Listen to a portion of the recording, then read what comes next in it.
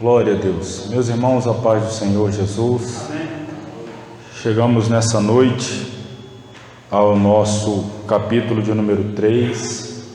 Estamos já no 6º livro, estudando a parte B deste livro que trata da soteriologia, a doutrina da salvação, e hoje é a nossa penúltima aula. Começaremos a falar sobre a conversão. Nós vamos nos colocar sobre os pés para orarmos a Deus e oficialmente iniciarmos a aula desta noite.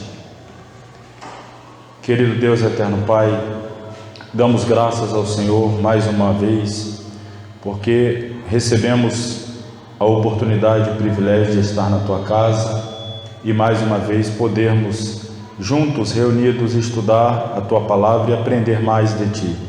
Senhor, estamos crescendo na revelação que trata da dinâmica da salvação, obra da Trindade que foi projetada desde antes da fundação do mundo, consumada no Calvário e da qual nós temos sido alvo pela Tua graça. Continue nos abençoando e abrindo mais ainda o nosso entendimento para compreendermos as riquezas da salvação, aplicando ao nosso viver diário, para que o Teu nome em tudo seja glorificado. Peço a Tua bênção sobre cada aluno que aqui está presente.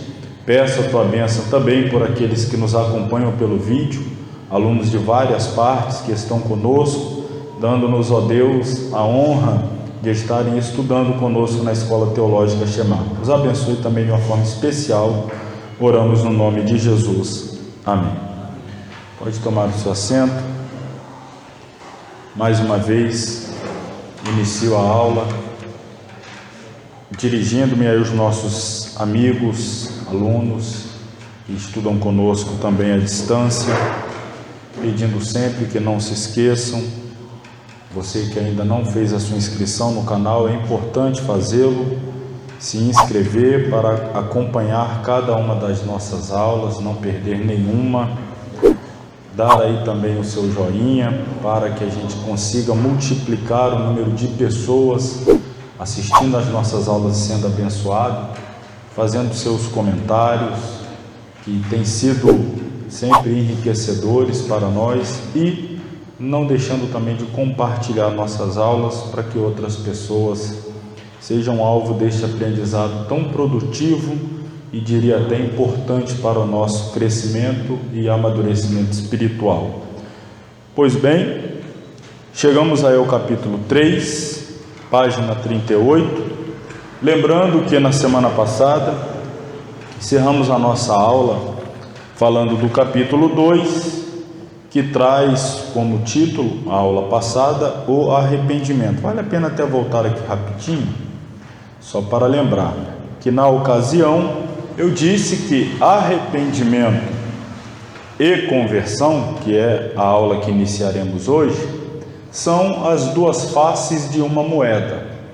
Nós temos uma moeda, ilustrando aqui, em que em uma face está o arrependimento e na outra face está a conversão. É como que se o arrependimento fosse, antes de tudo, um sentimento, um despertamento interior produzido naturalmente pelo Espírito Santo, uma vez nos confrontando pela palavra, a verdade de Deus, e aí então esse arrependimento vai produzir uma atitude, um desejo que vai se transformar em uma atitude de mudança, de um novo começo, um refazer daquilo que foi feito errado, consertar aquilo que não deveria ter ocorrido, e a isso nós estamos aqui chamando então de conversão.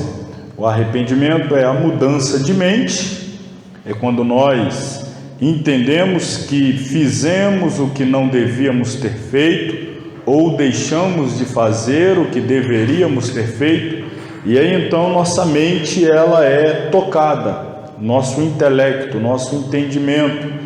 Perceba que o arrependimento não toca apenas a emoção, o sentimento, mas também a razão, a compreensão, o intelecto.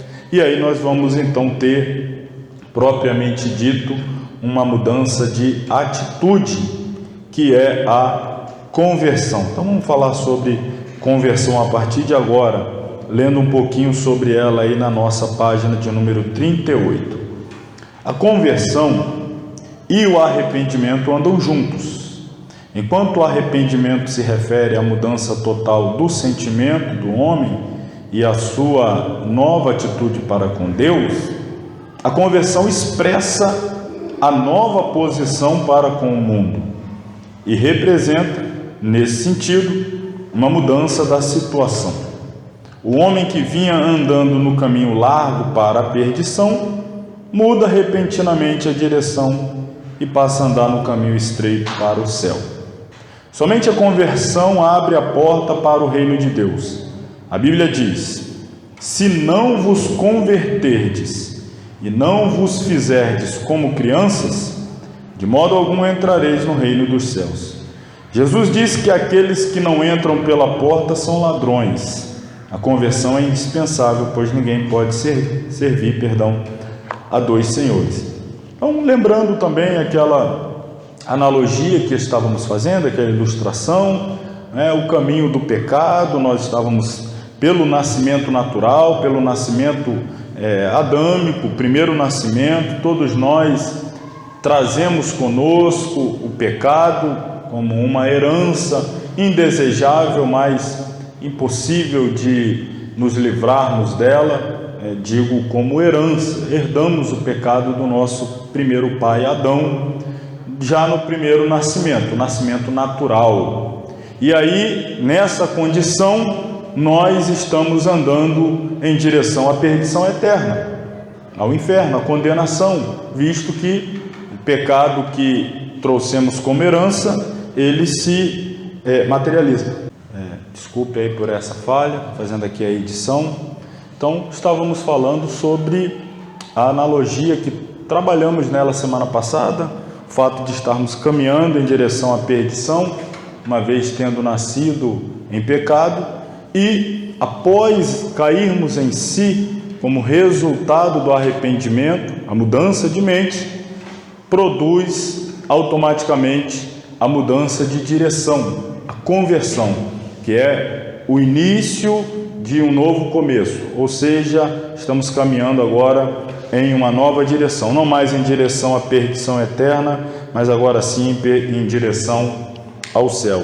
E aí eu coloquei as 4 fases da conversão para que a gente possa analisá-la, tendo como base, como vocês vão ver, a experiência do filho pródigo, parábola esta narrada por Jesus, que ela é muito instrutiva, extremamente pedagógica, para nós compreendermos com mais profundidade acerca da doutrina da conversão.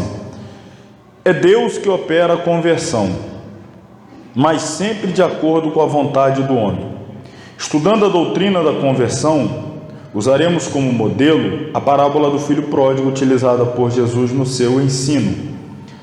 Primeira fase: despertado pelas tristezas e cruéis circunstâncias da terra estranha, o filho pródigo começou a refletir. Começa na mente, uma reflexão. Refletiu sobre o quê? Sobre a sua própria situação. Lembrou-se de que na casa de seu pai tudo era bom e sentiu vivamente a miséria em que vivia. Foi nessa reflexão que começou a conversão. É assim que o Espírito Santo opera quando desperta o homem a refletir e considerar a sua situação.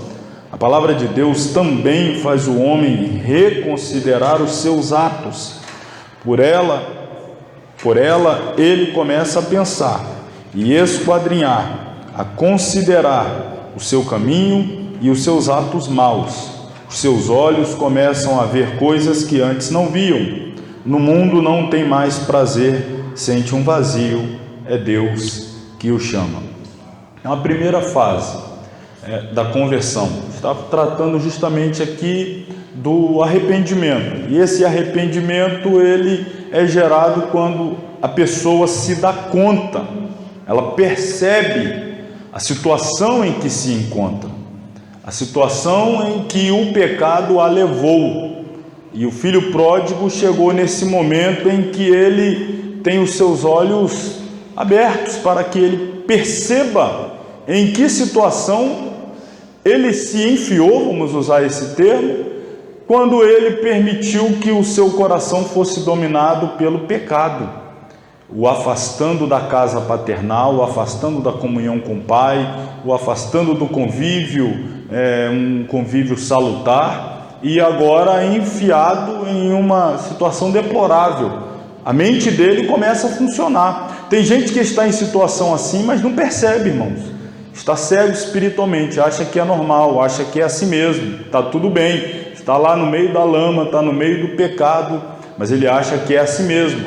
Precisa haver uma iluminação do Espírito Santo, para que ele possa ver que Deus tem para ele algo que é diferentemente daquilo que ele está acostumado a viver, que ele tem como natural, mas não é natural.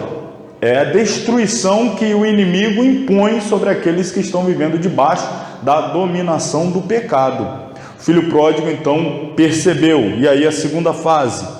Enquanto o filho pródigo refletia sobre a sua situação em terra estranha, surgiram-lhe pensamentos sobre a necessidade de tornar, essa expressão é importante, tornar, dar meia volta, retornar a seu pai, a casa paterna. Ele começa a meditar sobre as vantagens que teria caso voltasse. No seu pensamento, via-se voltando ao pai pedindo-lhe perdão. É essa a obra do Espírito Santo para a conversão do pecador. Os seus pensamentos, que no início estavam só para a miséria em que vivia, começam a elevar-se às coisas de Deus. Ele medita na palavra e nas coisas que de cima tem ouvido. Depois de ter esquadrinhado os seus caminhos, um desejo começa a formar-se nele. Voltemos para o Senhor.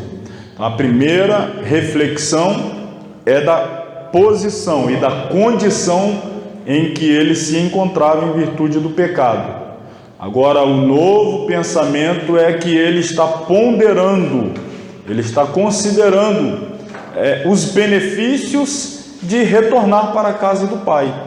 Ele consegue considerar os malefícios de permanecer naquela situação e ele começa a considerar os benefícios de mudar de vida e retornar à casa paterna. São coisas que são muito claras e óbvias para nós, mas uma vez escravizado pelo pecado, parece tudo muito difícil, muito nebuloso. As pessoas se veem nessa condição, não conseguem primeiro se ver livre do pecado e também não conseguem se ver na casa de Deus, servindo a Deus, não consegue se ver, mas o Espírito Santo faz com que ela perceba a situação deplorável em que está e faz com que ela também anteveja, consiga ter uma antecipação daquilo que Deus tem preparado para ela e que ela poderá usufruir se tomar a decisão certa. Isso é uma obra espiritual, dentro do processo da dinâmica da salvação. Aí temos a terceira fase. Essa fase representa a própria decisão. Perceba que até então ele estava considerando a situação em que estava, considerando a nova situação em que poderia estar, e aí ele pesa os prós e os contras. Agora ele tem condição de avaliar bem a sua situação e aquilo que ele pode vir a usufruir. E aí é o momento de tomar a decisão. E o filho pródigo resolveu. Levantando-se, foi para seu pai. Agora, vira as costas para a terra estranha, para a sua miséria, e caminha em direção à casa do pai. Isso que é a conversão. Essa é a decisão que cada pecador deve chegar. Quando o pecador expressa o desejo em oração a Deus, no nome de Jesus, Deus lhe dá forças para deixar o mundo e voltar-se para ele. Finalmente aí, já vou ler para encerrar a quarta fase. Filho pródigo, ao retornar da terra estranha, encontrou o que é essencial na conversão. O que? O pai, que correu ao seu encontro para perdoá-lo, abraçá-lo, restaurá-lo. Essa é a experiência de todos os que se convertem a Deus, diz a Bíblia: chegai-vos a Deus e Ele se chegará a vós. E quando Deus chega, todas as coisas são possíveis. Relembrando mais detalhadamente aí a já famosa, já conhecida parábola do filho pródigo, mas sempre tem um detalhe ou outro que vale a pena nos aprofundar dentro deste enfoque que estamos aqui destacando, doutrina da conversão. O filho pródigo, o primeiro erro que ele comete, representa muito bem o pecado de Adão, o pecado do primeiro casal. É justamente, veja bem, ele estava na casa do pai, ele usufruía da comunhão perfeita com o pai, ele era uma espécie também de gerente, tendo o direito de usufruir e de gozar de toda a riqueza do pai. Ele poderia fazer tudo isso, mas só que ele volta o seu olhar para uma proposta de uma terra distante da casa do pai, e o coração dele é capturado. O olhar dele se volta, assim como Eva olhou, o coração foi capturado, o dele também. Ele olha a terra longínqua, ele começa a ter desejo de viver nessa terra distante. O desejo de viver na terra distante implica, ainda que indiretamente, mas implica em abandonar a comunhão com o Pai. Não é possível viver em comunhão com o Pai na terra distante. Para você viver na terra distante, você tem que abandonar a comunhão com o Pai. E o filho pródigo então faz o pedido: Pai, dá a parte da herança que me pertence. Por quê? Porque ele queria partir. O que o filho pródigo está propondo, e a gente precisa considerar, até mesmo dentro de uma sociedade nossa ocidental, século 21, embora estejamos aí num hiato de milhares de quilômetros de distância do nosso ocidente para o oriente, e também milhares de anos de distância, mas ainda assim nós sabemos que uma herança só pode ser usufruída depois que o detentor dos bens morre. No caso aqui, o pai, morrendo, o filho tem direito à sua herança. Quando um filho pede ao pai a parte da sua herança, estando o pai ainda vivo, é como se ele estivesse dizendo: eu queria que o senhor estivesse morto, porque eu quero a herança, e se o senhor não morre, eu não posso ter a herança. Então eu quero, e aí olha o que isso significa. Ele está dizendo assim: eu quero os seus bens, mas não quero mais a sua presença. Eu quero usufruir da riqueza que o senhor pode me proporcionar, mas eu não quero ter que continuar na sua casa convivendo contigo.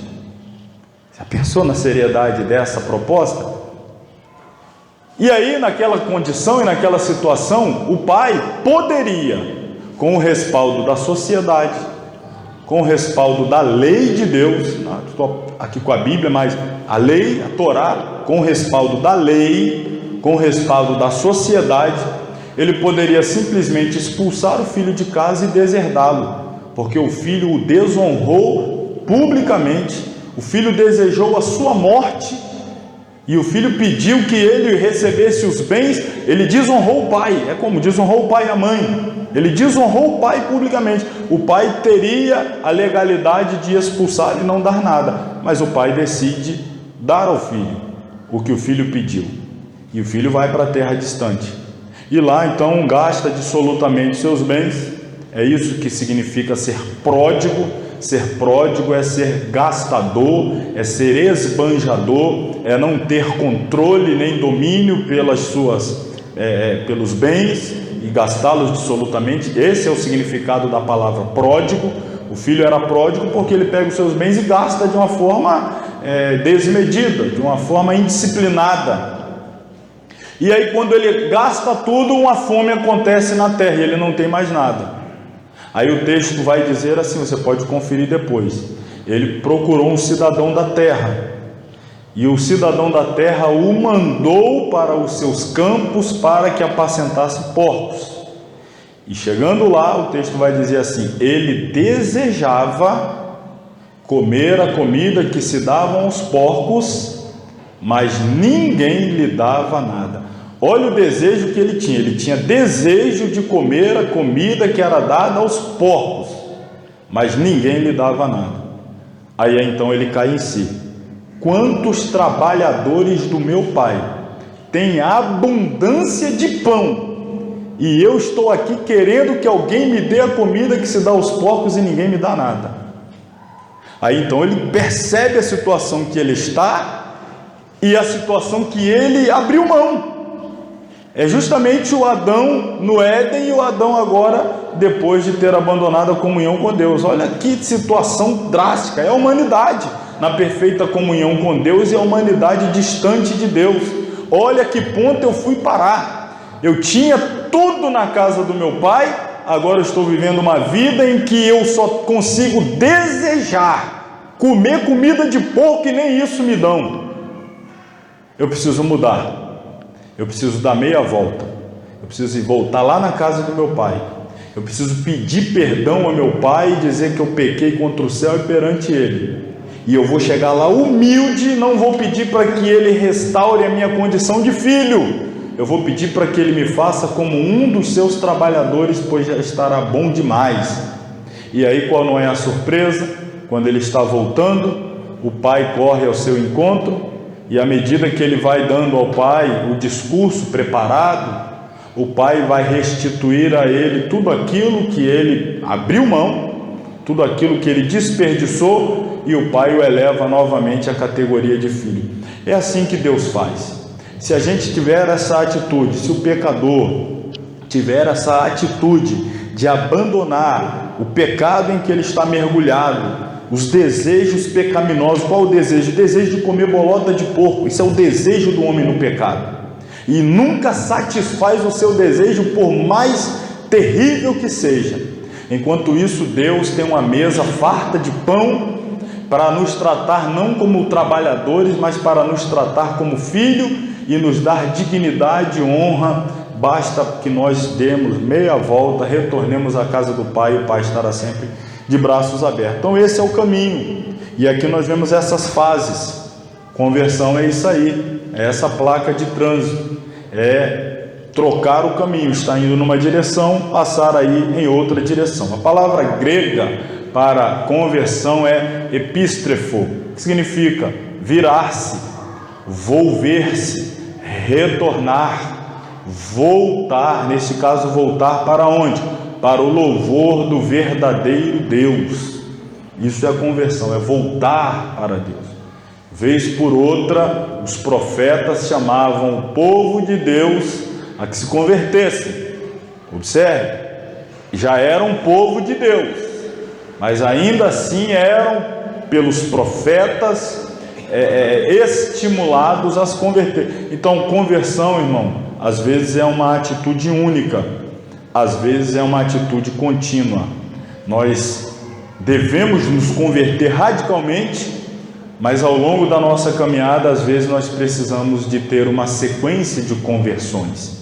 Vez por outra, a gente ainda erra o caminho e precisa sempre estar disposto a voltar, volver, virar, retornar.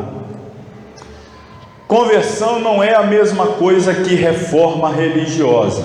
Conversão não é estar frequentando um centro de umbanda, um centro espírita, seja lá o que for, uma mesquita islâmica, e de repente resolve deixar de frequentar esses outros ambientes religiosos e passa a frequentar um ambiente religioso evangélico cristão. Não é uma reforma religiosa. Conversão tem que ser uma mudança interior, que é externalizada, mas tem que ser aqui dentro. Então não é uma mudança de ambiente. Conversão é uma transformação total de vida. Não passa tão somente, meramente pela mudança geográfica. Eu frequentava tal lugar, agora passo a frequentar tal lugar. Eu ia para tal ambiente religioso, agora passo a ir para o outro ambiente religioso. Não, a conversão é mais do que essa mera mudança geográfica. É uma transformação total de vida. É o abandono. Aí o filho pródigo largou tudo aquilo para trás, abandonou, deu meia volta, retornou para a casa do pai e aquilo foi página virada, ficou no passado, uma experiência drástica, amarga, mas que não vai ser vivida jamais. Então, a conversão exige algumas posturas humanas diante de qualquer manifestação da palavra de Deus. Fui impactado, colidido, né? Fui confrontado pela palavra de Deus, e aí algumas posturas são exigidas diante desse confronto, desse impacto. Nós precisamos ouvir a palavra, crer na palavra, aceitar a palavra, guardar a palavra e aplicar a palavra à própria vida. Então a fé começa ali, vem pelo ouvir. Ouvi, acreditei. Ouvi, acreditei, aceitei.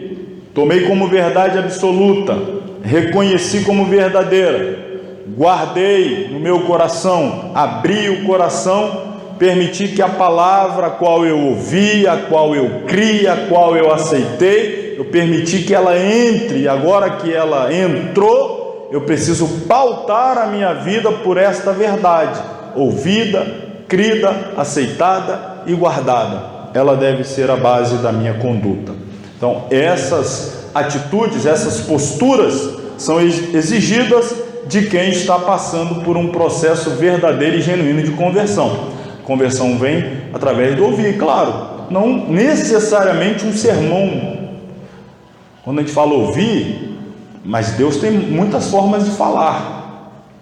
Deus tem muitas formas de se revelar. Deus pode se revelar através do louvor, Deus pode se revelar através da pregação, uma experiência, enfim, Deus vai falar de alguma forma, e a pessoa precisa ouvir, crer, aceitar, enfim, seguir este processo.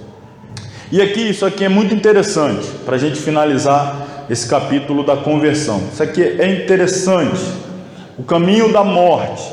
Por quê? Quando a gente tratou aqui, eu vou fechar agora essa ilustração, caminhando para a morte, retornar para caminhar em direção à vida, e nós precisamos entender esse processo do caminho de morte, dentro dos aspectos da tricotomia humana, e também entender o processo da conversão, também dentro desse tripé, não é? Dentro dessa base tripartítica da nossa natureza. Então, o pecado produz, no mais íntimo do nosso ser interior, do nosso homem interior, o espírito. Aqui, embora esteja com E maiúsculo, mas estou me referindo aqui ao espírito humano. No caminho da morte, o que o pecado faz com o espírito? Produz o que? A morte espiritual. Aí vem os ataques do pecado contra a alma, os efeitos deletérios do pecado na alma, corrompem vontade, sentimento e intelecto. E finalmente, o corpo vai experimentar a morte física, que também é resultado do pecado. Envelhecimento, doença, morte, resultado do pecado. Então, o pecado no espírito humano produz a morte espiritual, na alma humana corrompe a vontade, o sentimento, o intelecto, e finalmente no corpo produz a morte física. E no caminho de volta, a restauração.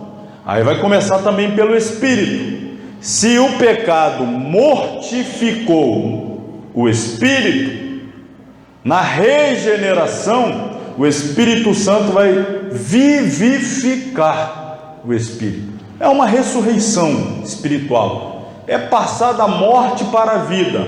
Então começa com a vida espiritual, a vivificação do espírito. E a alma? A alma então vai entrar no processo de santificação, que é nada mais nada menos que a purificação dos pensamentos, do sentimento e da vontade. E o corpo vai receber no final ressurreição / glorificação. Coloquei assim porque, uma vez arrebatados, nós não precisaremos experimentar ressurreição, mas experimentaremos no momento do toque da trombeta a transformação do corpo, a glorificação. Então, o pecado levando para o caminho de morte, mata o espírito, a vida espiritual, corrompe a alma, sentimento, pensamento e vontade e leva o corpo físico à morte. O Espírito Santo, operando a regeneração, produzindo essa conversão, tudo vai começar também por onde começou o processo de destruição do pecado. Começará no espírito. Primeiro, vivificação do espírito. Depois, santificação dos pensamentos, sentimento e vontade. E finalmente, o último estágio, a glorificação do corpo, ou os que morrerem em Cristo, a ressurreição e glorificação, restauração plena, total do ser humano. Este é o capítulo que trata da conversão. E eu espero, e tenho certeza, não apenas espero, tenho certeza, estou falando para convertidos, cujas experiências aqui explicitadas, os irmãos conhecem na vida prática. A gente vai teologizando, a gente vai aplicando conforme as Escrituras, mas os irmãos compreendem perfeitamente porque experimentaram isso na vida prática e entendem então na prática a dinâmica da salvação. Vamos falar aí agora da justificação. Uma vez a pessoa tendo se arrependido dos seus pecados e se convertido, ela vai receber a bênção da justificação. Isto é um termo jurídico, mas lembrando que é importante, pois diante de Deus nós estávamos em um débito impagável e, por essa razão, condenados. O Senhor nosso Deus, na condição de juiz, condenaria, como condenará todos aqueles que permanecem no pecado. E aí, a justificação, esse termo jurídico, ele altera essa condição de condenação. De que maneira? Vamos ver. Vamos lá. A doutrina da justificação é uma das mais importantes da Bíblia. Essa doutrina, a qual seja justificação pela fé, foi o grito de libertação quando no escuro século XVI iniciou-se a abençoada reforma protestante na qual Deus usou Lutero. Então, a epístola aos Romanos é o principal compêndio doutrinário da justificação. É o grito de libertação da religiosidade que não produz a verdadeira justificação. É a base da reforma protestante, ou foi a base da reforma protestante. Foi em estudar a epístola aos Romanos. Martim Lutero, aliás, ele era um professor e ele lecionava a epístola aos Romanos. E dentro desse seu ofício, ele se aprofundou na epístola e as escamas caíram diante dele quando ele chega adiante. Ele está lá no capítulo 1, diga-se de passagem, o texto que revela que nós somos salvos pela graça, nós fomos justificados pela graça. E aí Lutero, quando ele se percebe diante de uma revelação tão simples, mas tão contraditória à verdade que era imposta pela igreja da época. O que era a verdade imposta pela igreja da época? Justificação por intermédio de compra de indulgências, justificação por intermédio de penitências, justificação por intermédio de confissões de pecados aos padres e etc. Enfim, a religiosidade, o catolicismo que imperava no mundo da Idade Média, né? Esse período aqui é a Idade Média. Então a igreja dominava, a Bíblia não estava nas mãos do povo comum, as missas eram todas ministradas em latim e ninguém entendia nada, só entendia pela entonação de voz do padre quando chegava o momento de dizer amém, porque lá ia o latim. Aí você dizia o quê? Amém. Sabe nem o que você está concordando, mas era assim que funcionava. E aí então as pessoas viviam escravizadas. Por quê? Pela ignorância. Dependiam daquilo que as pessoas, a liderança, entre aspas, espiritual, entre aspas, a liderança religiosa, dizia que era a verdade de Deus.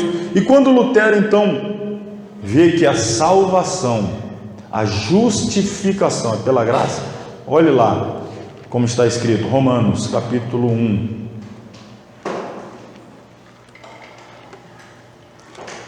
Romanos capítulo 1,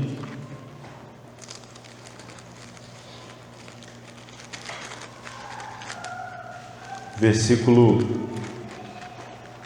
se não me engano, aqui é o 16.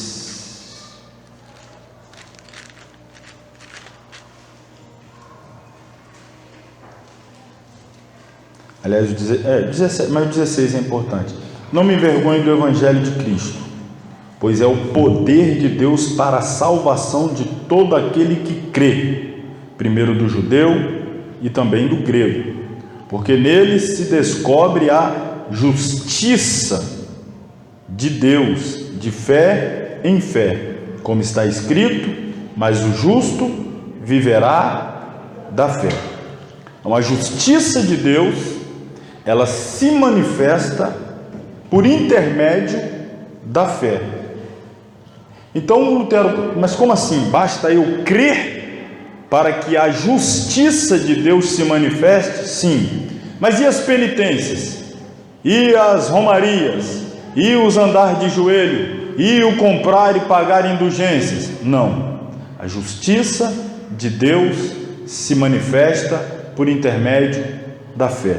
E é o que nós estamos vendo e prosseguiremos aqui, nos aprofundando, a justificação. A justificação é um ato da graça de Deus, pela qual Deus imputa à pessoa que crê em Jesus a justiça de Cristo, declarando-a justa. Deus, na justificação, trata o homem arrependido conforme os méritos da pessoa de seu mediador, Jesus Cristo. Enquanto regeneração expressa a nova natureza que o homem recebe pela salvação, justificação se refere à sua nova posição jurídica diante da justiça divina. Irmão, isso é importante, tá? Parece assim simples. É claro, nós experimentamos também justificação na nossa vida cristã. Às vezes não nos damos conta. Às vezes não entendemos com profundidade bíblica, teológica, o que isso significa, mas isso é muito importante, porque, torna a dizer, diante de Deus, representados pelo primeiro Adão, estávamos todos condenados, porque o primeiro Adão pecou, o primeiro Adão errou, e aí nós recebemos como herança o pecado, e a consequência do mesmo, condenação. Mas aí vem Jesus, o segundo ou último Adão, e agora ele anda em conformidade com a vontade do Pai, ele vive uma vida inteira íntegra, piedosa, santa, e ao final dessa sua trajetória terrena, ele vai à cruz levando sobre si, ou seja, sobre ele, os nossos pecados. Ele assume a nossa culpa, ele assume os nossos erros, ele assume as nossas falhas, ele assume a nossa queda. E o que ele transmite para nós? A sua justiça. Então, quando Deus olha para nós, ele não nos olha mais através da lente, aqui, primeiro Adão, ele passa a olhar através da outra lente, o último Adão, Jesus. Quando olhava pela lente do primeiro Adão, o que ele via? Um pecador caído, falho, alguém que estava caminhando para a condenação. Mas quando ele olha por intermédio da segunda lente, Cristo, o sangue de Jesus, ele vê o quê? Um regenerado, um restaurado, um transformado, alguém justo, não pela nossa própria justiça, mas pela justiça de Cristo que foi imputada em nós. Então, irmãos, essa bênção que nós recebemos gratuitamente. Por isso, graça não tem preço, não foi comprado com ouro, com prata, com coisa corruptível, não.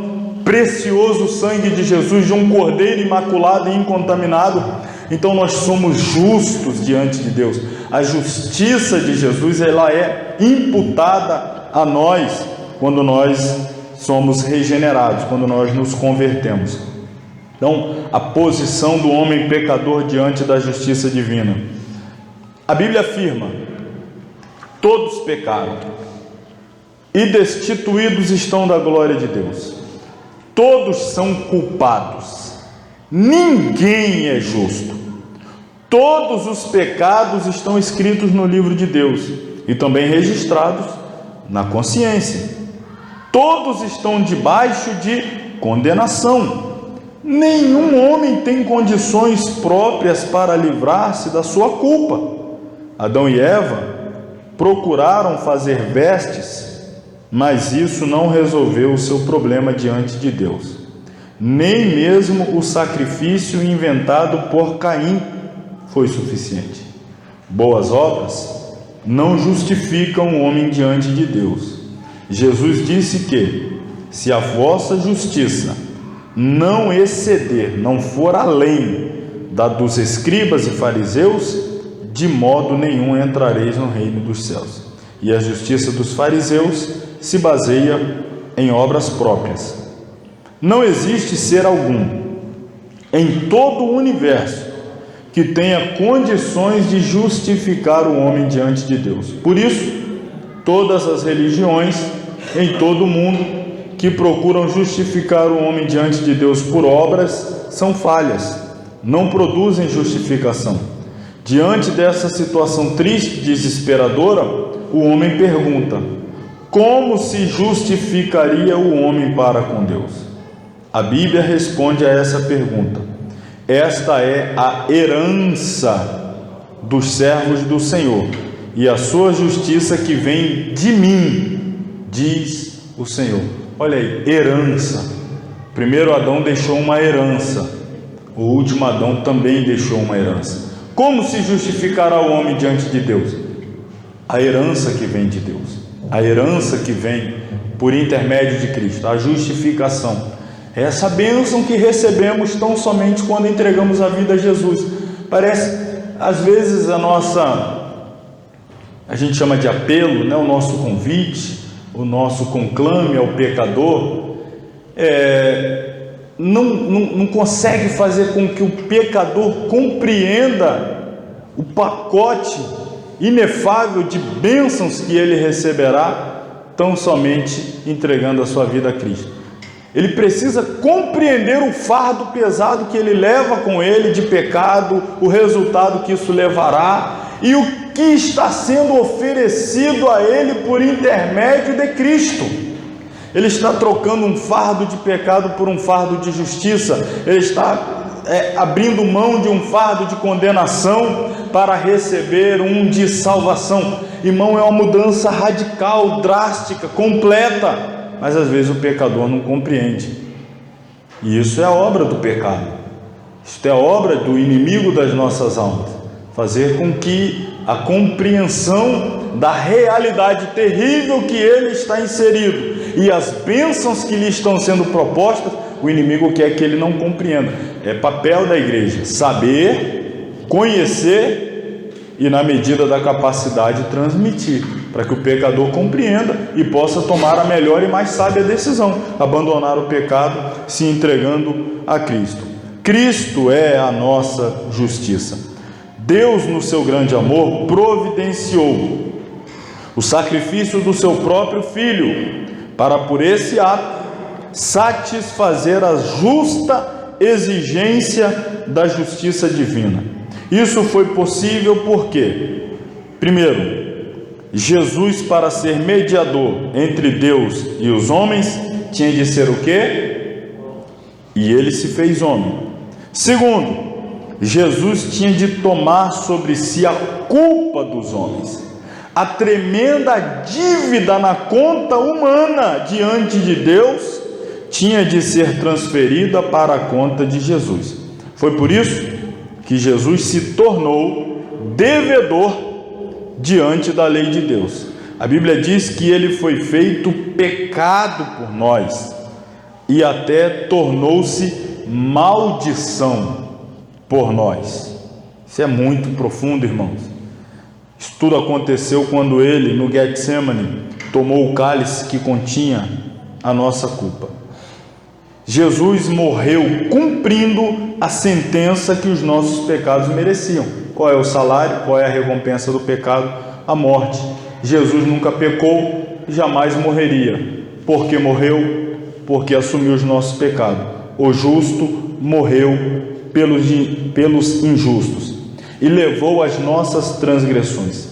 Aniquilou-se o nosso pecado pelo seu sacrifício, o sacrifício de si mesmo, e proporcionou assim condições para a remissão dos nossos pecados e para a nossa justificação. Pega a sua Bíblia aí, abra no Evangelho do Senhor Jesus, escrito por Mateus, capítulo 26.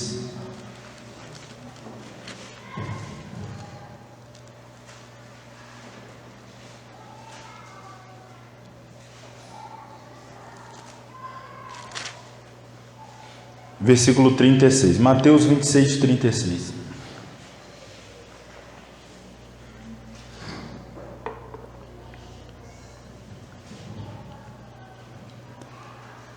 Então chegou Jesus com eles a um lugar chamado Getsemane e disse a seus discípulos: assentai-vos aqui enquanto vou além orar. Eles aqui em questão são os 11 discípulos. Por que 11? Porque o Judas tinha feito o quê? Tinha saído para ir vendê-lo, para negociá-lo com os sacerdotes. Então Jesus sai para o jardim, levando com ele os 11. Em um determinado lugar ele para, na entrada do jardim, e ele diz que ele vai seguir um pouco mais adiante. E olha o que diz o próximo versículo. Ele leva com ele Pedro e os 2 filhos de Zebedeu, a saber, Tiago e João, e começa a entristecer-se e angustiar-se muito. Então lhes disse: a minha alma está cheia de tristeza até a morte. Ficai aqui e vigiai comigo. 39. E indo um pouco mais adiante, ele chega, então olhe bem, ele chegou com os 11, parou em determinado lugar e disse: ficai aqui. Aí ele pega 3, vai um pouco mais à frente, para ali, pede para eles ficarem ali e vai um pouco mais adiante. Isto aqui é uma tipificação perfeita do tabernáculo ou do templo. Jesus chega com os 11, entra nesse tabernáculo, no pátio, e no pátio ele deixa 8. Ele vai adiante e adentra o lugar santo, levando com ele 3, Pedro, Tiago e João. E agora ele deixa ali no lugar santo Pedro, Tiago e João, e ele sozinho vai adentrar o Santo dos Santos. Não era permitido entrar no Santo dos Santos, a não ser portando o sacrifício de um cordeiro. E ali no lugar santíssimo, o sangue desse cordeiro tinha que ser aspergido sobre o altar, ou melhor, a tampa da arca, né? Que era o propiciatório. O sacrifício é o próprio Jesus, e o sangue ele derrama ali. Derrama ou não derrama? O que acontece lá no jardim do Getsemane? Ele começa a suar sangue ali. E ali, suando sangue, é onde ele vai fazer a oração. Pai, se possível, passa de mim este cálice, todavia seja feita não a minha, mas a tua vontade. Que era o conteúdo daquele cálice? Nós já falamos sobre isso em Cristologia, já estudamos sobre isso em Cristologia. Quem está chegando depois assistindo os vídeos, basta ir lá na aula, se eu não me engano é 3 ou é a aula 4 de Cristologia. Nós falamos sobre isso.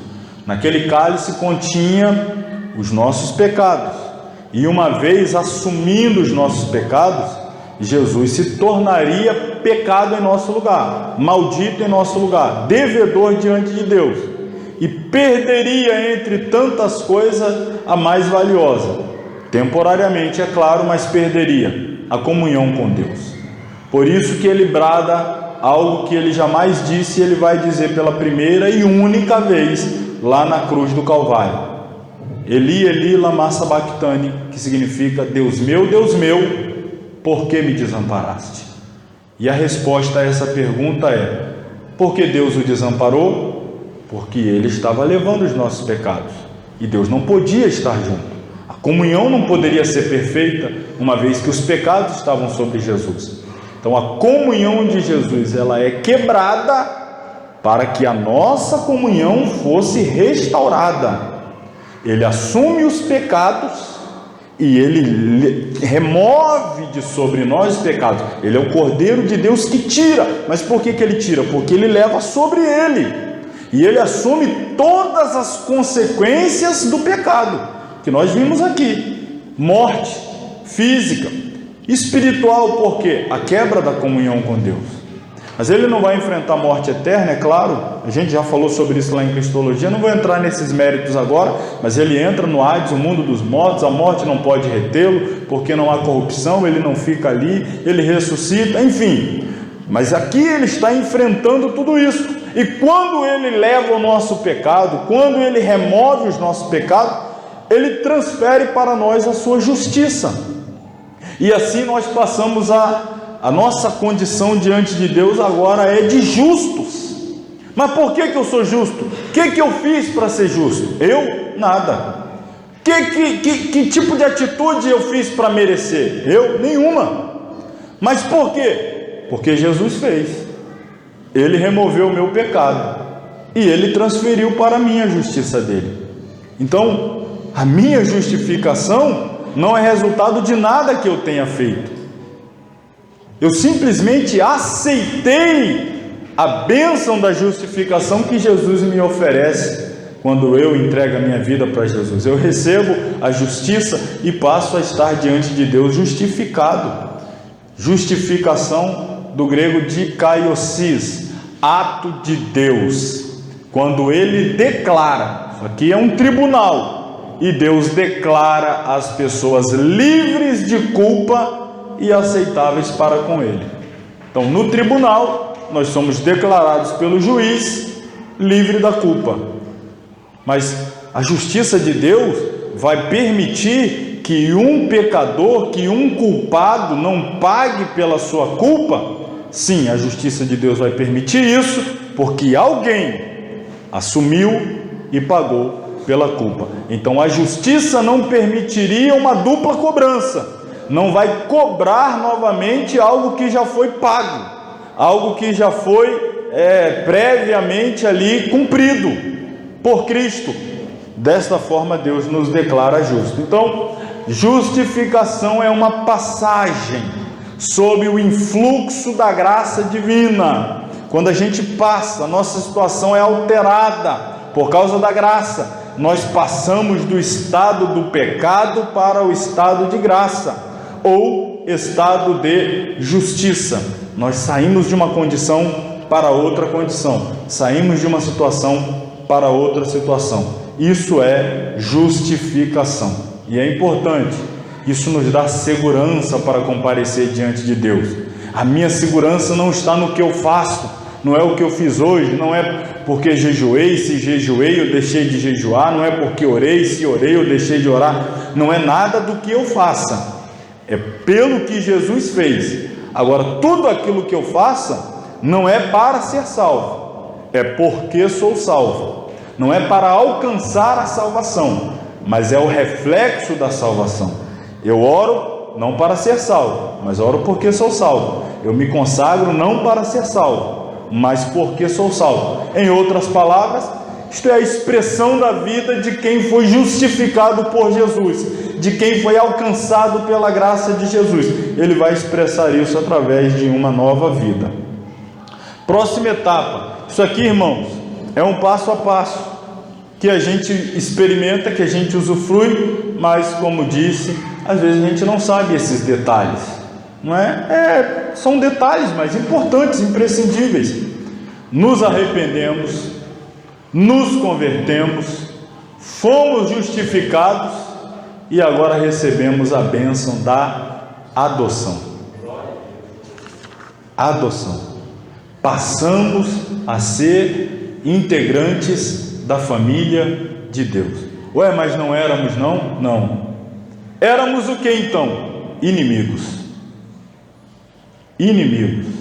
Por natureza, inimigos de Deus. Por natureza, filhos da ira. Por natureza, filhos da desobediência. Por natureza, filho das trevas. Mas depois que nos arrependemos, nos convertemos e fomos justificados, passamos a ser filhos de Deus, filhos da luz, passamos a ser membro da família de Deus.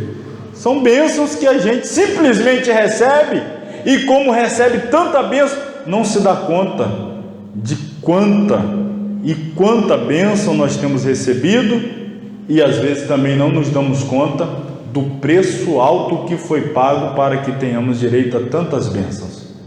Tudo veio de graça para nós, mas alguém pagou um alto preço. Alguém pagou um alto preço. E a gente precisa se lembrar: eu usufruo de graça da justificação, da redenção, da regeneração, da adoção e brevemente da glorificação do corpo, vida eterna. Tudo isso de graça para mim, mas alguém pagou um preço. Jesus pagou o alto preço. Adoção.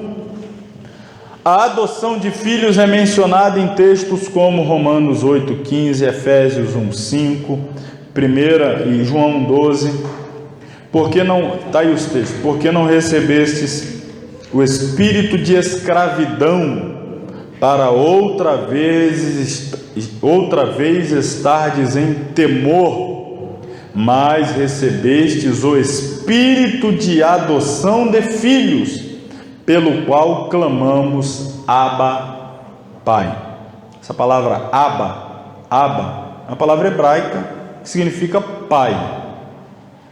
Significa pai. Mas é uma expressão carinhosa, afetuosa, íntima, muito íntima. Você chamar Deus de Abba é paizinho, meu paizinho querido. Abba é mais do que simplesmente pai, uma expressão fria, pai. Ainda que chamar de pai não seja frio, mas é muito mais afetuosa, é muito mais carinhosa a expressão Abba. E quando nós fazemos parte da família de Deus, nós recebemos o direito de chamar Deus de Abba, paizinho, pai querido, aquele que está próximo. E outro texto: nos predestinou para filhos de adoção por Jesus Cristo para si mesmo, segundo o beneplácito de sua vontade. E ainda outro texto: mas a todos quantos o receberam, deu-lhes o poder de serem feitos filhos de Deus, aos que creem no seu nome.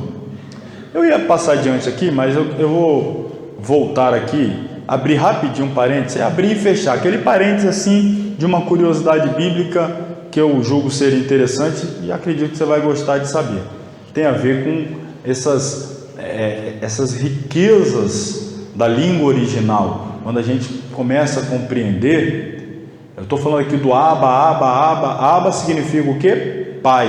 Abba significa pai, paizinho, pai querido, mas em suma, Abba é pai. E alguém aqui que é bom no hebraico, sabe o que significa a palavra hebraica bar? Bar. Por exemplo, o Bartimeu significa que ele era o quê? Filho de Timeu. Então, Bar é filho. Simão, Bar Jonas, significa que o Simão é o quê? Filho de Jonas. Bar é filho, Abba é pai. E o Bar-Abás? Bar-Abás. O nome Bar-Abás Abás significa filho do pai. Filho do pai. E aí colocou diante da multidão 2 filhos do pai, Abás e Jesus, filho de Deus. Eles escolheram o filho do pai errado. Eles trocaram o filho do pai correto pelo filho do pai errado. Aquilo ali é uma simbologia do primeiro Adão, Barrabás.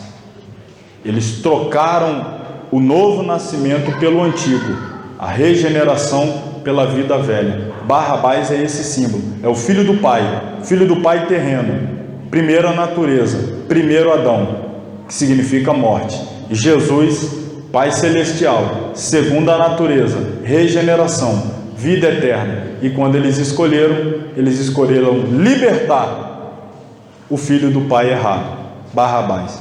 Tá vendo? Até hebraico você aprende aqui. É aqui mesmo que vai aprender cada vez, mas tem muitos detalhes que a língua hebraica ela nos traz, é interessante. Fechado parênteses, prossigamos. Em Efésios 1, 4 e 5, está escrito que fomos predestinados por Deus para a adoção de filhos, antes da fundação do mundo, portanto, antes da existência do homem. Isso exclui qualquer mérito humano e somente revela a graça infinita de Deus. No sentido geral, ou melhor, no sentido legal, falando de legislação, no sentido legal, pode-se dizer que a adoção é o ato pelo qual alguém recebe um estranho, um não membro da família, mas ele, pela adoção, o recebe no seio da família, reconhecendo legalmente como filho e constituindo seu herdeiro.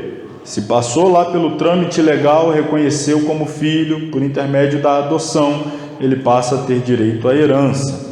No sentido bíblico, porém, adoção é o ato da livre graça de Deus pelo qual, no momento em que somos justificados pela fé em Cristo e regenerados pelo poder do Espírito Santo, somos recebidos na família de Deus, chamados seus filhos e feitos herdeiros da herança celestial. Isso mais uma vez nos faz lembrar do episódio do filho pródigo. Por quê? No coração do filho pródigo, depois do que ele aprontou com o pai, quando ele caiu em si, o arrependimento, caiu em si, meu Deus, quanta dor eu produzi ao meu pai, quanta tristeza eu produzi no coração do meu pai, como eu o desonrei publicamente, imagina a dor que o pai está convivendo esse tempo todo depois do que eu fiz e onde eu vim parar. Não sou mais digno de ser chamado filho, quero apenas ser um dos seus trabalhadores. Só que quando o filho está voltando, o pai o vê retornando e o pai corre ao seu encontro, e o pai já vai ordenando, coloca nele a melhor veste, mas eu quero ser trabalhador. Não, mas aqui você é filho. Coloca o anel no dedo dele, mas trabalhador não tem direito. Aqui você é filho. Coloquem a sandália nos pés dele. Não, mas escravo anda descalço, mas aqui você é filho. Então ele vai recebendo de volta todos os direitos de filho. O pai, o desejo, a alegria, a vontade do pai. Não, que conversa é essa? Eu só quero ser trabalhador. Não, mas aqui o pai. E aí, eu gosto até de dizer, as epígrafes da Bíblia não são inspiradas. A parábola, ok, filho pródigo, uma epígrafe interessante, mas não ficaria errado também se a epígrafe dissesse assim, a parábola do pai pródigo. Porque se o filho é pródigo em gastar de forma dissoluta a herança que recebeu, muito mais pródigo ainda é o pai em abençoar duplicadamente o filho que desperdiçou tudo. Eu estou dizendo simplesmente que onde abundou o pecado, o que aconteceu com a graça?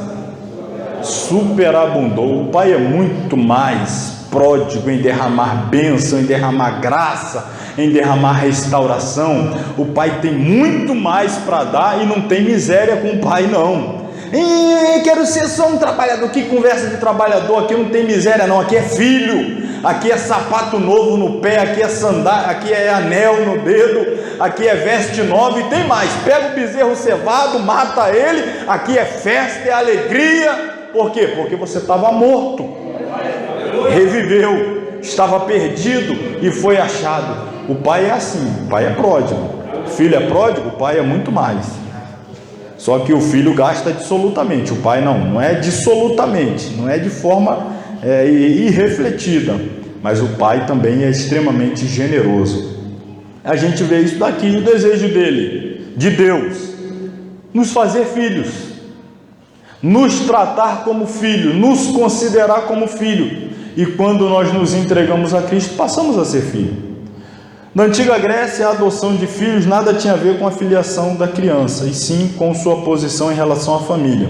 Por meio do ato da adoção, o filho, ao atingir a idade necessária, passava à posição de herdeiro da família, daí a expressão bíblica adoção de filhos. O ato da adoção de filhos passou dos gregos para os romanos, e assim chegou aos tempos do Novo Testamento e da Igreja. Biblicamente, então, Deus adota quem já é seu filho. A bênção para desfrutarmos já nesta vida, decorrentes da adoção, como o nosso nome de família. Isso é uma bênção que nós já desfrutamos nesta vida, passamos a ser chamados filhos de Deus. Que mais que recebemos como bênção? O testemunho do Espírito Santo em nosso interior, de que somos filhos de Deus. Que mais? O próprio recebimento do Espírito Santo. Que mais? A disciplina da parte de Deus que nos é ministrado como seus filhos. E isso é uma bênção. O autor de Hebreus chama de bênção. O quê? Mas se estáis sem disciplina, da qual todos são feitos participantes, sois então bastardos e não filhos. Quem é filho recebe disciplina. Quem é filho, o pai trata, o pai puxa a orelha, o pai coloca, o pai terreno coloca de castigo, briga, chama atenção. O que você gosta? Eu gosto muito de comer doce lá para criança. Você está fazendo coisa errada, então você vai ficar um tempo aí sem o que você gosta. Eu vou tirar o que você gosta, até você andar na linha e eu poder dar novamente a você o que você gosta. Então, o Pai Celestial faz isso conosco, nos trata, nos disciplina, nos priva de coisas que nós gostamos, para que a gente venha crescer e entender a vontade dEle, andar em conformidade, para então recebermos aquilo de que nós gostamos e estamos pedindo. Quem não recebe a disciplina de Deus é porque não é filho. O pai que não disciplina o filho é porque não o tem como filho. Um pai que não disciplina um filho é um mau pai. Está dizendo que quer ver o bem, mas na verdade quer ver o mal. Se não cuida do filho, se não zela do filho, se não ensina o filho, se não disciplina o filho, está deixando o filho aí de qualquer maneira, viver da sua forma. O filho vai depois sofrer duras penas se faltar a disciplina do pai. Então a disciplina é uma bênção. Só os filhos recebem a disciplina. Se nós estamos sendo disciplinados por Deus, significa que Deus nos tem como filhos. Às vezes onde a gente fica assim sem entender. E aqui já está a resposta. Por que fulano faz, acontece, apronta e não acontece nada com ele? Eu faço isso aqui e Deus já vem. É porque você é filho. E o outro lá? O outro lá. É o outro lá. Não, o outro lá faz assim, apronta, vai ali e tal. E Deus parece que nem está vendo. Deus está vendo. E por que não faz nada? Porque não é filho. E você, quando faz alguma coisa, Deus vai lá e te disciplina. Por quê? Porque você é filho. Ou você sai por aí chamando a atenção do filho dos outros, puxando a orelha do filho dos outros, colocando de castigo o filho dos outros. Não é teu filho. Você é com ele lá, não tem nada a ver comigo. A mesma coisa Deus faz. Quem é filho dele, Deus chama aqui, disciplina, trata. Quem não é filho, às vezes é algo que a gente se pergunta. Por que fica com essas dúvidas? Satanás se aproveita disso para lançar setas. Asaf passou por isso. Depois ele entendeu que os outros lá, por não serem filhos, no final iam ter que se deparar com Deus como juiz, que os condenaria ao inferno. Mas nós que somos filhos, não seremos julgados por Deus como juiz. Por quê? Porque os nossos pecados já foram julgados por Deus em Cristo na cruz do Calvário. Nós somos filhos. Vinde bendito de meu Pai. Você é filho. Você é filho. É diferente. Então, isso é uma bênção.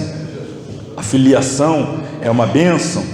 Por meio da adoção, os nossos nomes foram registrados no livro da vida do Cordeiro. Em Romanos 8:23, vemos que os nossos privilégios quanto à adoção de filhos de Deus têm ainda um lado futuro. E não só ela, mas nós que temos as primícias do Espírito, também gememos em nós mesmos, esperando a adoção, a saber, a redenção do nosso corpo. Essa é a última etapa. Isso se dará quando, por ocasião da vinda de Jesus, no arrebatamento, quando vier buscar a igreja. Olha aí o último texto que eu coloco aqui. Eu gosto muito desse texto. Primeira Epístola de João, capítulo 3, versículos 1 a 3. Vede quão grande amor nos tem concedido o Pai. Que grande amor! Que fôssemos chamados o quê? Filhos de Deus. Por isso o mundo não nos conhece, porque não conhece a Ele. O mundo não nos entende porque não entende Deus. O mundo não nos conhece porque não conhece Deus. Para o mundo nós somos estranhos, porque Deus para o mundo é estranho. Nossa forma de viver, nossa forma litúrgica, de culto, nossos compromissos. Para o mundo isso é tudo loucura. Mas sempre igreja, aí não sei o que, aí não pode isso e aquilo. O mundo não nos entende porque não entende a Deus. É por isso que nós somos estranhos para o mundo, porque Deus também é estranho para o mundo. Porque não conhece a Deus. Amados, agora somos filhos de Deus.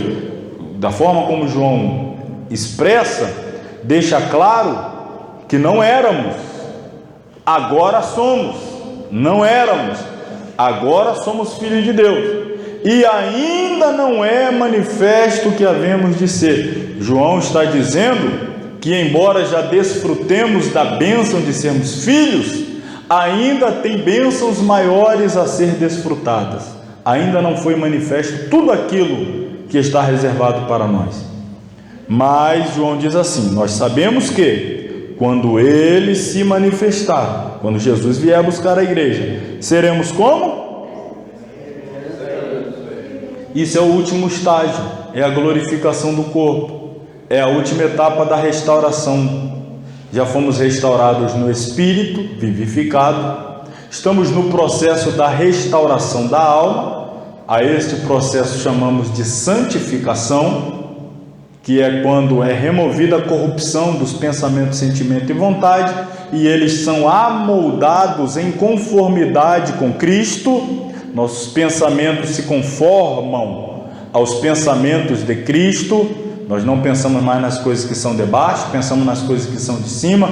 Nossos sentimentos são amoldados também, conformados, isto é, entrar na forma, ser conforme os sentimentos de Cristo, a nossa vontade também. Este é o processo da santificação, é a restauração da alma. E o último estágio do corpo, a glorificação do corpo. Isso vai acontecer quando Ele se manifestar. Seremos semelhantes a Ele, porque assim como é, o veremos.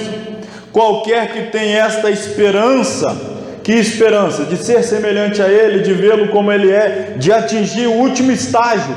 Quem tem essa esperança deve fazer o quê? Purificar-se, como também significa, deve buscar cada dia ser mais semelhante a Ele, se purificar como Ele é puro. É o processo da santificação, é o processo da purificação da alma, para chegar no último estágio, que é a glorificação do corpo. Finalizando aqui este capítulo, Huio Tessia, Huio em grego, Huio é filho, Huio Tessia, filiação, adoção. Eu falei ainda há pouco lá de Bar é hebraico, filho no hebraico, Bar. No grego, Huio Tessia, adoção como filho, natureza e condição dos verdadeiros discípulos de Cristo, que ao receber o Espírito de Deus em suas vidas, tornam-se filhos de Deus. Ruiotesia, adoção de filhos. Adoção significa resultado daquilo ou daquele que foi adotado. Perfilhar, colocar lado a lado como filho, considerar como seu, abraçando, adotando, defendendo, agarrando para perfilhar. Aquele que é considerado como filho legal, legítimo. Nota, adoção dentro da cultura humana, dentro da nossa cultura natural, é o ato jurídico pelo qual se estabelece relação familiar legal de filiação com alguém. É o ato de tornar filho legal quem não é filho legal, ao adentrar numa família. Então faz a adoção, faz um documento jurídico, depois de passar pelos trâmites, todo aquele caminho, então adota, a pessoa passa a ser filho, passa a fazer parte da família, ter todos os benefícios e direitos, deveres, herança, depois que ele passa pelo processo legal, a adoção. Nós também passamos por esse processo espiritual, passamos a fazer parte da família de Deus, temos direito à herança, recebemos o nome da família, temos direitos, temos deveres, temos compromissos. Então, se aplica no mundo espiritual também. Vamos ao capítulo 6, é o último capítulo desta noite. Santificação. Quem se arrependeu, se converteu. Quem se arrependeu e se converteu foi justificado. Quem se arrependeu, converteu e foi justificado, passa a fazer parte da família de Deus como filho. Se passa a ser filho, tem que viver uma vida de santificação. Isso daqui, irmão, é quando nós provamos no dia a dia que nós de fato nos arrependemos, que nós de fato nos convertemos, que nós fomos de fato justificados e passamos de fato e de verdade a fazer parte da família de Deus como filho. Como é que o mundo sabe? Olhando para nós e vendo que estamos vivendo uma vida de santificação. Isso aqui é a expressão pública, é o testemunho público de que você foi regenerado, de que você nasceu de novo, de que você abandonou a velha vida, de que você agora é filho de Deus, de que você crê, acredita que vai receber como herança a glorificação do corpo, vai ver Jesus face a face. Tudo isso é provado através de um estilo novo de vida chamado santificação. Santificação, do grego agiasmos, significa tornar santo, consagrar, separar do mundo, apartar-se, afastar-se do pecado, a fim de termos ampla comunhão com Deus, nosso Pai, e servi-lo com alegria. Desta forma, na regeneração, dá-se o nascimento do crente, enquanto na santificação temos o quê? Então, a pessoa que foi regenerada e não se santifica, ela fica um bebê espiritual. Isso não é normal. Você chega lá, a pessoa nasceu de novo, aceitou Jesus, nasceu de novo, é um bebê espiritual. Você não espera que ele sozinho saiba comer. Se ele for tentar comer, se lambuza toda, a comida cai, faz aquela sujeira, acerta tudo menos a boca. Se alguém não chegar lá e der comida na boca dele, vai morrer de inanição. É um bebê. Então você vai tratar como um bebê. Você vai ter paciência. Você vai considerar um erro que ele comete aqui e ali. Mas é um bebê, acabou de nascer. Nasceu agora. Não vai caminhar com as próprias pernas. Nós vamos ter que carregar no colo. Vamos ter que carregar ele nos braços, né? Vamos ter que levar ele para cá, levar ele para lá, vamos ter que alimentá-lo. De vez em quando faz sujeira, e quem é que vai se meter lá para limpar e trocar? A gente. Isso é um bebê. Mas imagina alguém com 10 anos, você carregando ele no colo para cima e para baixo, dando papinha para ele comer. Cá para nós, limpando a caquinha de um bebezinho de 10 anos de idade. Aí não dá, né? E tem crente que insiste em não crescer. Passa 1 ano, passa 2, passa 5, passa 10, ele quer continuar sendo tratado como bebê. De vez em quando eu encontro uns que é porque eu sou novo convertido. Você tem quanto tempo? Eu tenho só 8 anos na igreja. Ele justifica até hoje os erros dele com essa história de que é novo convertido. Não, tenha paciência comigo, eu sou novo convertido. Quanto tempo? Já tem não sei quantos anos que eu sou novo convertido. Ele insiste em não crescer. Irmão, é um erro você mata alguém que é novo convertido. A gente fazendo essa analogia, você pegar um bebê e dar churrasco para ele comer, você mata o bebê, ele vai engasgar lá, vai morrer. Então você pega leve, é um bebê, você pode matá-lo. Agora é danoso também você pegar alguém de 40 anos e ficar com ele na base do leite de peito, vai morrer também, não vai conseguir se manter firme. Tem que receber comida forte, alimento forte, exercício, caminhar, fazer alguma, para o corpo ser sadio, se desenvolver. A santificação, então, é o desenvolvimento do corpo, é o crescimento, é o amadurecimento. Quem nasceu de novo, passou pela regeneração, se transformou num bebê. O que ele precisa fazer para crescer? Santificação. Apartar-se do pecado, apartar-se do mundo. Então, temos aqui a regeneração é o novo nascimento, a santificação é o crescimento, é o amadurecimento.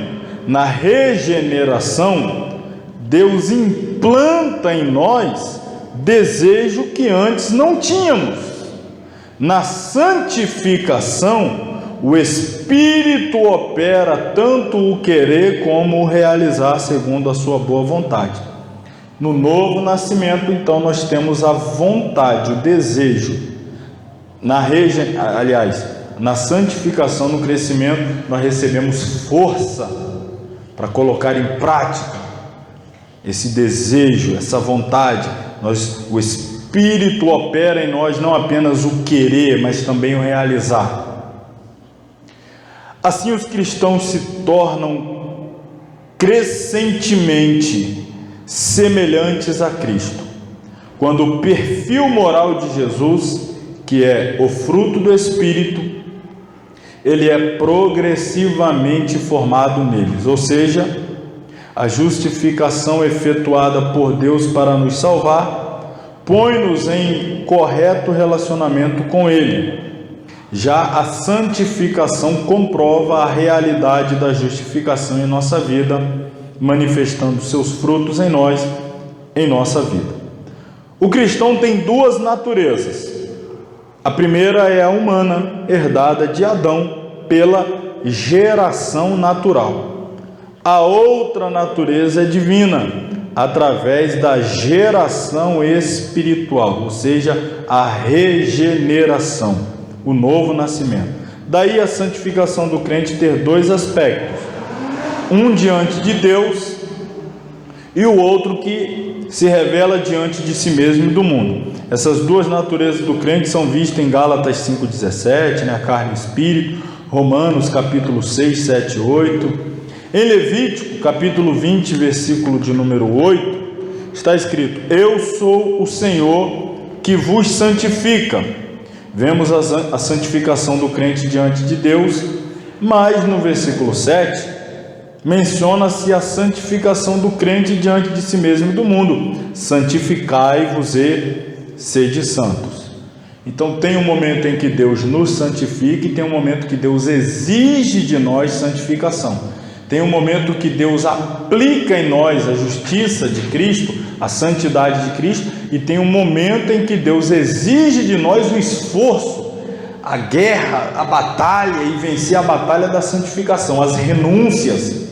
No primeiro momento ele simplesmente imputa em nós a justiça, a santidade de Cristo, mas depois ele vai exigir de nós esforço, dedicação, empenho para nós nos santificarmos.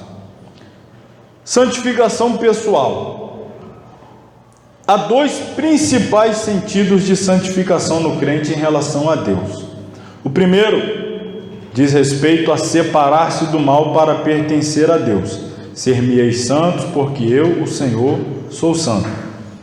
É o sentido negativo da santificação. Como assim? É a parte da santificação que se ocupa do não farás isso, não farás aquilo, etc. É o separar-se para Deus. A gente chama de sentido negativo, não porque tem algo ruim, algo negativo na santificação. A gente chama de sentido negativo porque tem a ver com os nãos, não fazer, não se misturar. É a parte onde lida com o se afastar, a renúncia. Então é o lado dos nãos. O segundo lado da santificação, que é o positivo, é o lado em que o crente, já separado do mal, dedica-se a Deus para o seu serviço, ocupa-se em fazer algo para Ele. Então, a primeira parte é onde eu não faço mais, deixo de fazer, abandono. A segunda parte é o que eu passo a fazer, é aquilo que eu começo a dizer sim. Eu dizia sim, e agora eu preciso dizer não, aonde eu dizia sim, e eu passo a dizer sim, aonde outrora eu dizia não. Eu dizia sim para o pecado, agora eu tenho que dizer não para o pecado. Eu dizia não para Deus, agora eu preciso dizer sim para Deus. De sorte que, se alguém se purificar dessas coisas, será vaso para a honra, santificado e idôneo para uso do Senhor e preparado para toda boa obra. Paulo, ao falar de Deus, disse: porque esta mesma noite o anjo de Deus, de quem eu sou e a quem eu sirvo, esteve comigo. Então, a santificação é dúplice. Ser santo não é somente evitar o pecado, não tem a ver apenas com o lado negativo, dizer não para o pecado, para o mundo, mas também servir ao Senhor, com a vida, com os talentos, com os dons, com os bens, com a casa, com o tempo, com as finanças, com os serviços, inclusive mão de obra. Por isso, muitos crentes não conseguem viver uma vida santa. Eles não vivem pecando continuamente, mas também não querem fazer nada para o crescimento do reino de Deus na terra. Então a santificação é dúplice. Tem a ver com dizer não para o pecado, mas tem a ver com dizer sim para Deus. Se envolver na obra de Deus, se dedicar tempo, esforço, talento, dinheiro, mão de obra, fazer as coisas para o avanço do reino de Deus. Isso também é santificação, é o aspecto positivo, é o aspecto que eu me envolvo com as coisas de Deus, me envolvo com a obra de Deus, evangelização, pregação, adoração, serviço social. Eu preciso fazer algo para Deus. Esse é o aspecto positivo da santificação. A santificação dos crentes quanto à vida cristã abrange 3 tempos. Vamos ver cada um deles. Não, essa parte aqui eu vou deixar para a próxima semana. A gente já falou sobre isso lá em pneumatologia, eu vou voltar a falar, mas eu vou deixar para a próxima semana, porque eu quero falar um pouco mais, me aprofundar um pouco mais no que eu já falei aqui. Semana que vem a gente começa justamente aqui, tá? Falando da santificação passada, presente e futura, que é a instantânea, progressiva e a completa. Mas deixa eu voltar aqui no agiasmos, santificação agiasmos. Também significa consagração, purificação, dedicação a Deus. A gente falou hoje de conversão. O que é que a conversão faz? A conversão tira o cristão da onde? E a santificação faz o quê? Quando eu me converto, Deus vai lá e me tira do mundo, me coloca na igreja. Acabou então? Já me tirou do mundo e me colocou na igreja? Não, agora aqui na igreja, Deus começa a tirar o mundo de dentro de mim. Aqui é o lugar onde... E esse é o processo da santificação. Cada dia Deus, tirando. Observe, eu quero que você observe que nem todos os que saíram do Egito entraram na terra prometida. Por quê? Porque eles saíram do Egito, mas o Egito não saiu de dentro deles. Por onde eles foram, eles levaram o Egito com eles. Então é possível nós termos pessoas dentro da igreja, mas que não entrarão no céu. Por quê? Saíram do mundo, mas nunca permitiram que Deus tirasse o mundo de dentro dela. E é isso que acontece aqui na igreja. Deus te tira do mundo, te traz para a igreja, mas aqui na igreja Ele te trata, e esse tratamento é para arrancar o mundo de dentro de você, o desejo das coisas pecaminosas, o pecado em si, as coisas ruins, as coisas negativas. Essa frase foi dita por John Wesley, né? Lá que viveu entre 1703 e 1791, século XVIII. John Wesley disse isso, e nós vemos isso na prática. Por duas vezes, já que a gente pegou aqui o exemplo, e eu quero concluir por aqui, a gente vai terminar um pouquinho mais cedo hoje, para termos bastante tempo para o nosso lanche lá atrás, e ter bastante tempo, que eu quero ver vocês amanhã no nosso bazar aqui também. Mas, veja bem, no processo de transposição do Egito para a terra prometida, por duas vezes, barreiras geográficas abriram caminho para a passagem do povo de Deus. Aliás, não barreiras geográficas, melhor dizendo hidrográficas, não é? Primeiro tivemos a abertura do Mar Vermelho, e depois nós tivemos não a abertura, mas Deus parou a descida do Rio Jordão, bem lá em cima, segurou o fluxo de água que estava descendo. O que passou, e Deus fez uma parede lá em cima. No Mar Vermelho foram duas paredes, o mar se abriu e fez duas paredes, o povo passou no meio. No Rio Jordão, Deus segurou o fluxo da água, então nós temos uma parede e o restante desceu e desagou lá no Mar Morto. Mas caminhos se abriram, primeiro no meio do mar, depois no Rio Jordão. Agora, quando o povo estava atravessando o Mar Vermelho, o povo parou diante do mar, e a ordem de Deus foi simplesmente: por que vocês estão parados? Diga o povo que marche. E o povo marchou, o mar se abriu e o povo atravessou. Atravessando o Mar Vermelho, o povo entrou no deserto. Quando o povo chegou diante do Jordão, a estratégia não foi mais a mesma, simplesmente dizer ao povo que marche. Mas Deus deu a Josué uma orientação. A orientação está lá no capítulo 3, versículo 5. Quem sabe o que está escrito lá em Josué 3,5? Pode ler aí. Josué 3,5.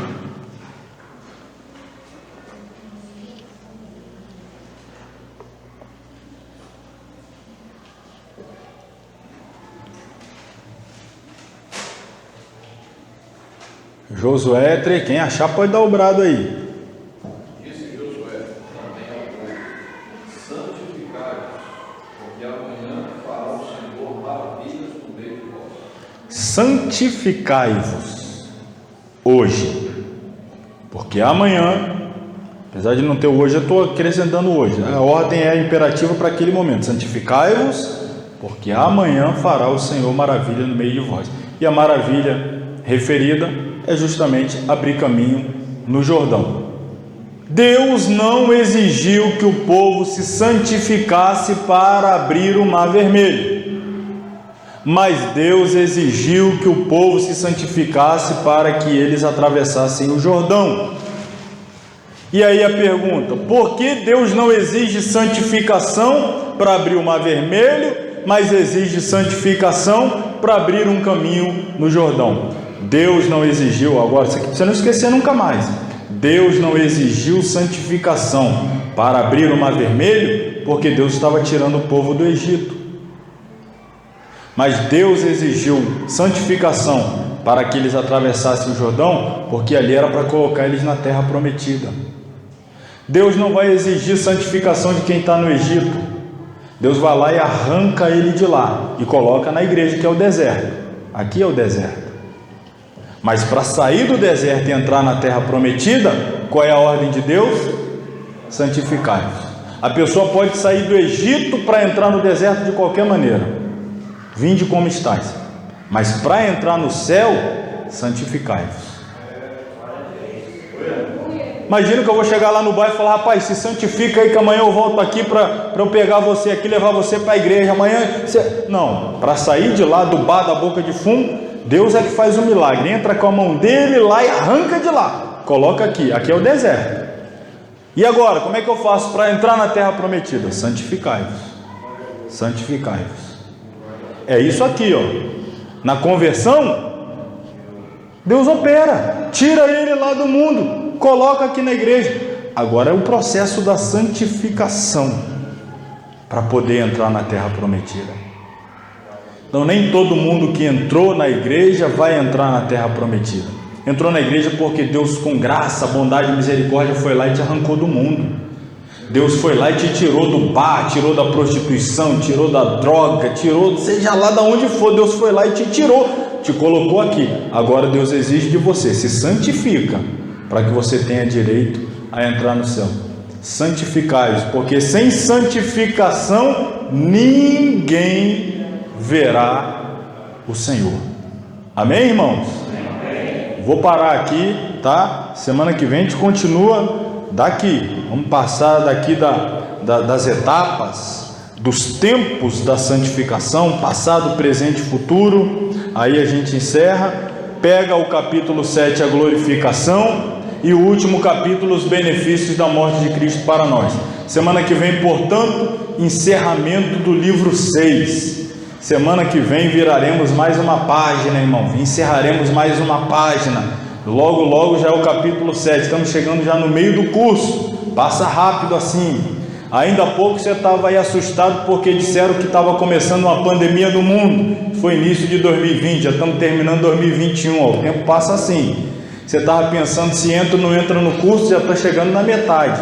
É assim que o tempo passa. A gente tem que estar engajado aí, envolvido. Vamos encerrar então. A todos que estão nos acompanhando em casa ou de qualquer outro lugar, da turma à distância, muito obrigado por estar conosco em mais uma aula. Não esqueça de se inscrever no canal, curtir o vídeo, compartilhar, comentar, nos ajudar a avançar. Em nome de Jesus, fica sempre aqui esse pedido humildemente de coração. Vamos nos colocar de pé, orar, encerrar, e espero vê-los daqui a pouquinho ali atrás, hein? Tem bastante coisa para a gente lanchar aí, além de ter o milagre da multiplicação, com certeza, sempre dá para todo mundo. Senhor Deus e Pai, nós te agradecemos nessa noite, por mais uma vez podermos ter o privilégio de entendermos mais profundamente as bênçãos que nós temos usufruído. A bênção da conversão, da santificação, da justificação, ó Deus, da adoção, a vida eterna, os benefícios que nós recebemos através do sacrifício de Cristo em nosso lugar. Muito obrigado. Nos ajuda a viver cada dia mais vidas íntegras e puras diante do Senhor, para a glória do Teu nome. Leva-nos em paz aos nossos lares. Dê-nos um fim de semana abençoado na Tua presença. Continue conosco, rogamos a Ti em nome de Jesus. Amém. E que o amor de Deus, a graça do Senhor Jesus, a comunhão do Espírito Santo, seja com todos que amam e aguardam a breve volta do Senhor, e todos digam amém.